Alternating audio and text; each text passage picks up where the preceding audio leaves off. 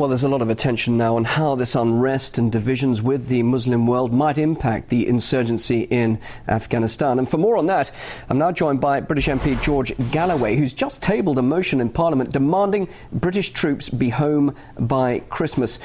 Well, with Afghans angrier than ever, the Taliban bolder than it's been in years, more British soldiers dying, would you say you finally have a chance of getting the troops home earlier than planned?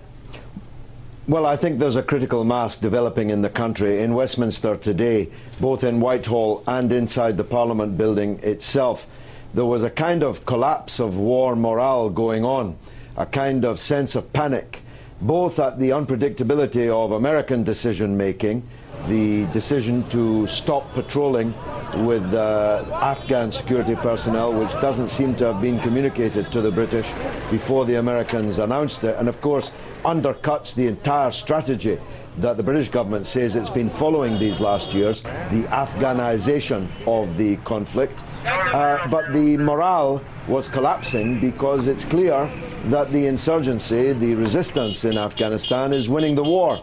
It's everywhere, it's setting up courts, it's collecting taxes, all of which will be familiar to Russian viewers of this program because, of course, this is history repeating itself. The second time as tragedy as the first was. You talk about morale collapsing in Parliament, but what about the efforts and the calls for an early withdrawal? Would that not demoralise the troops and undermine their efforts? Well, the troops are coming home in boxes.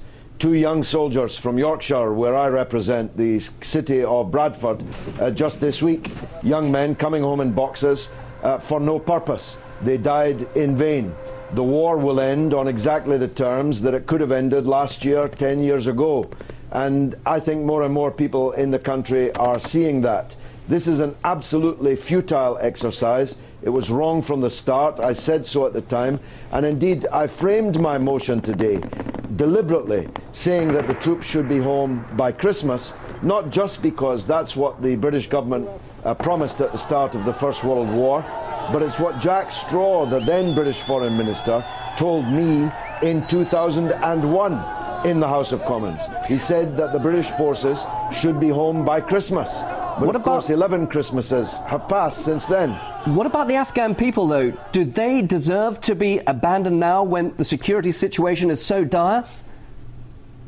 Well, foreign occupation of Afghanistan has never worked. It didn't work when Alexander the Great tried it. It didn't work when Leonid Brezhnev tried it. And the current crop of world leaders are certainly not greater than those. The reality is that Afghanistan cannot be successfully occupied. The people of Afghanistan will have to find a way of organizing their own society without foreign interference and occupation. We have a right to be concerned if Afghanistan is harming us.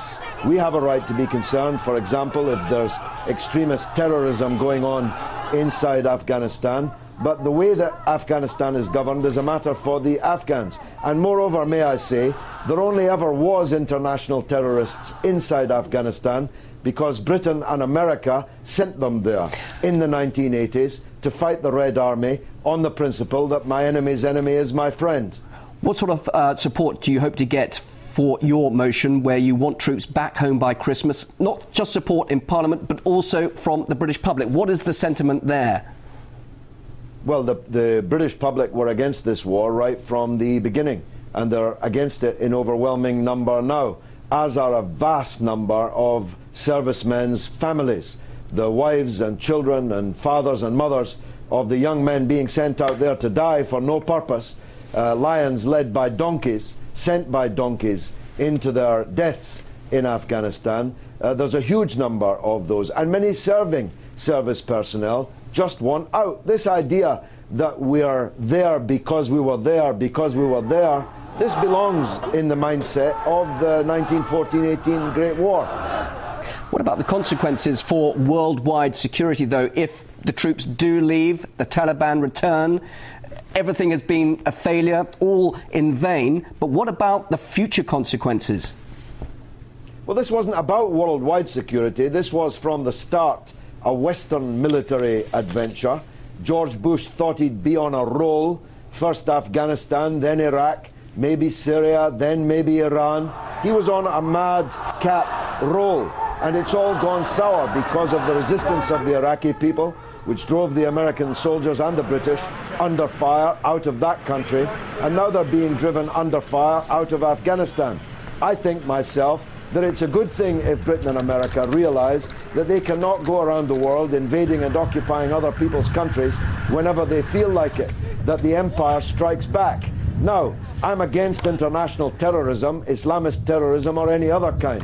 And we have a right to be concerned if Al-Qaeda were to go back to Afghanistan. But of course they're not in Afghanistan anymore. They're in Syria, where Britain and America have sent them next.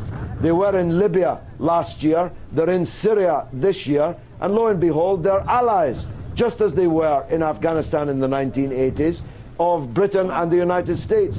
The very people who murdered the American ambassador in Benghazi were the people that we sent into Libya and bombed Libya so that they could come to power there, so that they could amass their force there. And everybody knows, the Americans now acknowledge it, that Al-Qaeda is inside Syria in very significant numbers. George Galloway, British MP, joining me live there in London. Thank you very much indeed for your perspective on all this. You're welcome.